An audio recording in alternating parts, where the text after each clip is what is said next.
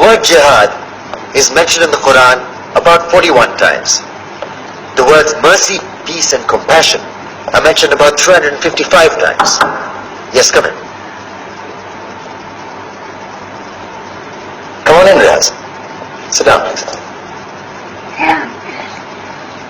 Contrary to popular belief in most Western cultures, Islam is a religion that preaches peace and tolerance. Yes, Patricia.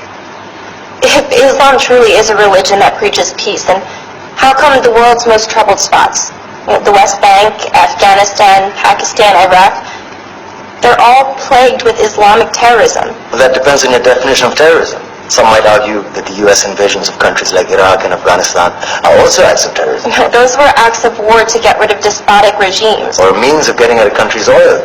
Conspiracy theories. Well, yeah? Yes, please. Go ahead, Rez. Mr. Khan is right. I mean, if we're talking about terrorists, the world's biggest terrorists are the white superpowers. Come on now. No, really, stop and think about it. Explain 9/11. Okay. Do you know how many people died in the Twin Towers strike? Around 3,000. And do you have any idea how many people died in the bombing of Afghanistan? Take a wild guess.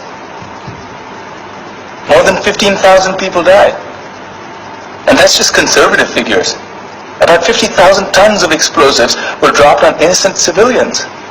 Men, women, children. Yeah, but that was because of the Taliban. Now that you brought it up, did you know that the Taliban was a creation of the CIA to fight the Russians? Whatever. They were still harboring terrorists. Yeah, right. Terrorists that were never found. Just like the weapons of mass destruction that were never found in Iraq. Do you want to get into the death toll in Iraq? 500,000 civilians and counting. And what do Britain and America say when they don't find these weapons? It's simple. They just say sorry. And still refuse to relinquish control of these countries. What are you trying to say? What I'm trying to say is that just because you're American, wear a fancy suit, and call yourself the president, doesn't make you any less of a terrorist.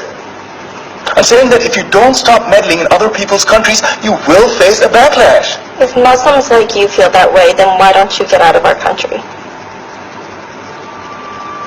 We will. As soon as you promise to leave ours.